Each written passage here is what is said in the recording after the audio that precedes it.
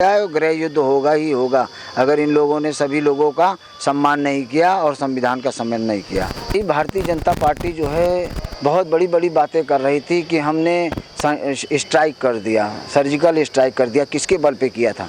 ये 4 साल वाले सैनिक नहीं थे, ये भारत माता के और धरती माता के ऊपर मरने वाले सैनिक थे जो उनके ऊपर तुम बता रहे हो कि स्ट्राइक किया। रामनाथ कोविंद ऐसे खड़े थे, राष्ट्रपति ऐसे खड़ा था, ये ऐसे नहीं खड़े थे, ये जात की वजह से सर झुका करके खड़े हुए थे कि हम ब्राह्मणों के बीच में हैं और 80 समाज से हैं, इसलिए झुक के रहो। कुर्सी पे नहीं बैठने दिया, मंदिर से बाहर निकाल दिया। ऐसे राष्ट्रपति को उसी समय देश के अंदर बिगुल बजा देना चाहिए कि इस तरीके से। मगर ये दलाल राष्ट्रपति ये क्या करेंगे? ये तो कठपुतली हैं, ये तो खाली आए हैं बस ऐसे ही। इसलिए सबसे अच्छे वी.आर. रामायण राष्ट्रपति भारत के रहें और कोई नहीं। दोस्तों नमस्कार, मैं हूं क्षितिज कांत और आप देख रहे हैं 4 PM न्यूज़ नेटवर्क। आपको बता दूं, इस समय मैं समाजवादी प्रदेश कार्यालय में हूं और आपको जिन शख्स से मिलाने वाला हूं उनको देख करके आप आश्चर्यचकित रह जाएंगे। आप देख रहे हैं मेरे साथ में योगी जी खड़े हैं। योगी जी कैसे हैं आप? पहली बात तो मैं आपको क्लियर कर देना चाहता हूं, मेरा नाम सुरेश ठाकुर योद्धा है जी। योगी मेरी शक्ल के हैं। योगी में आपकी शक्ल के हैं? हाँ जी। अच्छा, एक बात करना चाहता हूं, आज आप प्रदेश कार्यालय में हैं और भगवा कलर की ड्रेस पहने हुए हैं। ये भगवान बुद्ध का है, मैं बौद्धिस्ट अनुयायी हूँ। बौद्धिस्ट अनुयायी है। अच्छा, आज कार्यकारिणी बैठक हुई जिसमें अखिलेश यादव जी ने, आपने देखा कुछ दिन पहले कार्यकारिणी जो थी वो भंग कर दी थी। उसके बाद ये सारी बातें निकल के आती है कि पार्टी में कुछ विभीषण आ गए हैं। जी। और कुछ लोगों जब बात कर रहा था तो आपकी ड्रेस देख करके ऐसी बात कर रहे थे। नहीं, वो तो आपके बातों से पता चल जाएगा कि कौन विभीषण है और कौन योद्धा है। ये तो जो विभीषण है वो चोर है, वो दूसरों को चोर बताते हैं। तो इस कार्य से ही आदमी झलकता है कि हाँ ये व्यक्ति कौन है। हमारे को ड्रेस से नहीं डर है, अपन तो भगवान बौद्धिस्ट हूँ, बौद्धिस्ट ही रहूँगा। इन लोगों के कहने पे नहीं आऊँगा जो हम लोगों को लोगों की मानसिक सोच को बदलने का प्रयास कर रहे हैं। अच्छा, एक बात और करूंगा, आप काफ़ी वायरल रहे, काफ़ी पब्लिक टच में भी रहते हैं। अभी जैसे देख रहे हैं सहारनपुर जैसी घटना, जैसे सहारनपुर में हुआ, कुछ लड़कों को गिरफ्तार कर लिया जाता है, उसके बाद उनको थाने में डंडों से पीटा जाता है और कुछ ऐसे भी होते हैं जो बाद में बरी हो जाते हैं। अभी कल ही देखा 23 दिन बाद बरी हुए। इस पर क्या कहेंगे? किस तरीके की जो गतिविधियाँ हो रही है इस पर क्या बोलेंगे? देखिए, जिसकी लाठी उसकी भैंस, और ये मनुवाद लागू करना चाहिए। मनुवाद में SC ST OBC मुस्लिम बौद्ध सिख इन लोगों के ऊपर शोषण होता है, मगर ये लोग जो है बर्दाश्त कर रहे हैं सिर्फ संविधान की वजह से कि हम हिंसात्मक ना हों। और ये आज से नहीं, ये हज़ारों साल से ये हिंसात्मक रहे थे। मगर हम ये अब चाहेंगे कि अब लोगों को अपने कर्म, अपने बच्चों और अपने संविधान को बचाने के लिए अगर जानवर से भिड़ना पड़े तो उसके लिए तैयार होना पड़ेगा। नहीं, आपने तो ये बोल दिया, लेकिन इनको गिरफ्तार किया जाता, बेगुनाह साबित हो जाते हैं वो लोग कोर्ट से जा करके। हाँ, नहीं तो कारण यही है ना कि तुम्हारे हाथ में पावर है, तुम किसी को भी गिरफ्तार कर सकते हो। आज मेरे ऊपर जो है चोरी का, डकैती का और इस तरीके का ये मुकदमा लगा सकते हैं, क्योंकि इनके हाथ में कलम है। कोर्ट न्यायालय देगा ना कि तुम्हारे पास प्रूफ क्या है जो आपने इनके ऊपर नहीं प्रूफ है, इसलिए उनको भी सजा दी जाना चाहिए। जिन लोगों ने जो निर्दोष लोगों को फंसाया है उनकी जांच करके उनको नौकरी से हटा करके उनके ऊपर मुकदमा चलाना चाहिए।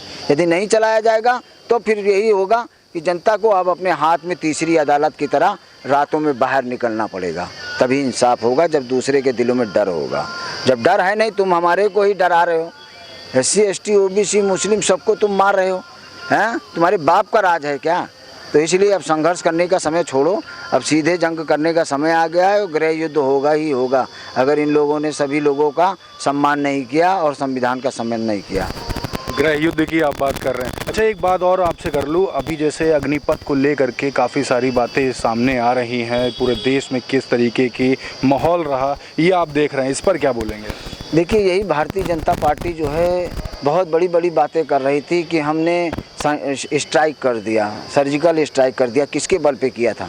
ये 4 साल वाले सैनिक नहीं थे, ये भारत माता के और धरती माता के ऊपर मरने वाले सैनिक थे जो उनके ऊपर तुम बता रहे हो कि स्ट्राइक किया। अब 4 साल आदमियों को तुम नौकरी करोगे तो साले 4 साल के अंदर वो मरने की सोचेगा? वो तो तुम्हारी लड़ाई छोड़ करके भाग जाएगा, वो कहो दुश्मनों से ही मिल जाए। तो इस तरीके का जो 4 साल वाला काम कर रहे हैं, ये नौजवानों के मनोबल को डाउन करने वाला काम कर रहे हैं कि सेना को क्षति पहुँचे और सेना के अंदर लोग जाने से अब डरें। तो इसलिए ये लोग इस तरीके का काम कर रहे हैं 4 साल का, कि 4 साल से हमें क्या फ़ायदा। हम आने के बाद आदमी कहेगा अरे ये तो फौजी जो रिटायर फौजी अब शादी करने जा रहे हैं, तो 4 साल 25 साल की उम्र में शादी करेंगे। तो ये चीज़ें नौजवानों में भी बहुत ज़्यादा अफसोस पैदा कर रही है कि ये सरकार ने ऐसे डिसीजन क्यों ले रही। इसीलिए तो लोग जो है अपना रोष प्रकट कर रहे हैं, और ये भाजपा के लोग अपने लोगों को भेज करके ट्रेनें जला रहे हैं। तो ये सब चीज़ें जो हैं जनता जान गई है और दूसरे लोगों को फंसाने का प्रयास कर रही है। मगर अब गृह युद्ध होगा तभी इस देश के अंदर संविधान बचेगा, वरना ये राक्षस हैं, खून पीने से पीछे नहीं हटेंगे। गृह युद्ध होगा योगी जी तो पूरा भारत को जैसे श्रीलंका में जैसा माहौल बना वैसा माहौल बन जाए, ख़त्म नहीं हो जाएगा, इसका डर नहीं होता है? तो डर किसकी है? इसको इन लोगों को डरना चाहिए ना, कि बरसों से मूल निवासियों को तुम प्रताड़ित करते चले आ रहे हो, आदिवासियों की ज़मीन ले रहे हो, आदिवासियों का रहने का सामान तुम छीने ले रहे हो, तो आदिवासी क्या करेगा? तो ये मनुवादी हैं। आदिवासी से तो वैसे भी हिंसा करते थे, मुरसा मुंडा जैसे लोगों ने इन जैसे लोगों को, मनुवादियों को सबक सिखाया। तो कारण यही है कि हम लोगों को अब इनसे सतर्क रहने की ज़रूरत है। अगर सतर्क नहीं रहेंगे तो ये बहरूपीय हैं, किस समय कौन सा चाल चल जाए कुछ बताया नहीं जा सकता। इसलिए हर पार्टी को साम दाम दंड भेद से ही काम करना चलेगा। जैसे ये चल रहे हैं वैसे सब पार्टियों को काम करना पड़ेगा। आपने कहा आदिवासियों को दबाने का काम किया है, लेकिन अभी जैसे देख रहे हैं राष्ट्रपति जो फर्स्ट पर्सन उन्हें मुर्मू जी को बनाने की बात भी तो कर रहे हैं। हाँ, तो एक राष्ट्रपति ये भी तो थे जो आए थे 80 से, देख रहे हो ऐसे खड़े थे। कोविंद जी की बात, रामनाथ कोविंद ऐसे खड़े थे, राष्ट्रपति ऐसे खड़ा था। ये ऐसे नहीं खड़े थे, ये जात की वजह से सर झुका करके खड़े हुए थे कि हम ब्राह्मणों के बीच में हैं और 80 समाज से हैं, इसलिए झुक के रहो। कुर्सी पे नहीं बैठने दिया, मंदिर से बाहर निकाल दिया। ऐसे राष्ट्रपति को उसी समय देश के अंदर बिगुल बजा देना चाहिए कि इस तरीके से। मगर ये दलाल राष्ट्रपति ये क्या करेंगे? ये तो कठपुतली हैं, ये तो खाली आए हैं बस ऐसे ही। इसलिए सबसे अच्छे VR रामायण राष्ट्रपति भारत के रहें और कोई नहीं। अच्छा, मतलब 21वीं सदी आ गई है, लेकिन अभी भी आप मानते हैं बिछड़ा, दलित और ब्राह्मण ये सब वाद अभी भी चलता है? कारण ये हुआ ना कि हमारे समाज के लोगों को ये लोगों ने डाउन करते चले गए। अपने समाज के लोगों को सुप्रीम कोर्ट में बैठा दिया, हाई कोर्ट में बैठा दिया, अधिकारियों के पास बैठा दिया, ये सब जगह अपने सवर्ण समाज के लोगों को बैठा दिया। और बैठाने के बाद SC समाज के सारे हकों को मारना चालू कर दिया। तो जब हक नोटबंदी कर दिया इस गधे PM ने, हाँ, नोट सबसे पहले इसने बंद कर दिया। इसलिए नोट क्यों बंद किया? इसलिए क्योंकि जब आदमी के पास पैसा नहीं होगा तो आदमी क्या होगा? गुलाम। तो ये बहुत बड़ा चाल था पैसा बंद करने का। और अब होगा समय, लोग जागेंगे, क्रांति फैलेगी इन अंग्रेज़ों से लड़ने के लिए और ये अंग्रेज भागेंगे। अच्छा, इससे थोड़ा सा हट गई बात करते भी देखा आपने, नूपुर शर्मा कंट्रोवर्सी होती है, कोर्ट से फटकार होती है, उसके बाद उदयपुर की घटना हो जाती है। इस सब को लेकर के आपके मन में किस तरीके का विचार आ रहा है? ये षड्यंत्र रचते हैं कि कौन सा हथौड़ा किस जगह मारना है, किस आदमी की बलि चढ़ाना है, किस आदमी से कन्फेटी का शब्द बोलना है। ये इनकी सब चालों में होता है और अपना ये पहले से सेटिंग कर रखते हैं। जहाँ उसने फोला वो सब पूरी की पूरी सब जने उसी में जुट गए।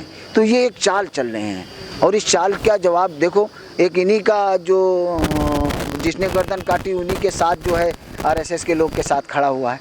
हाँ, टोपी पहन के मुँह हटा करके मुस्लिम बन गया।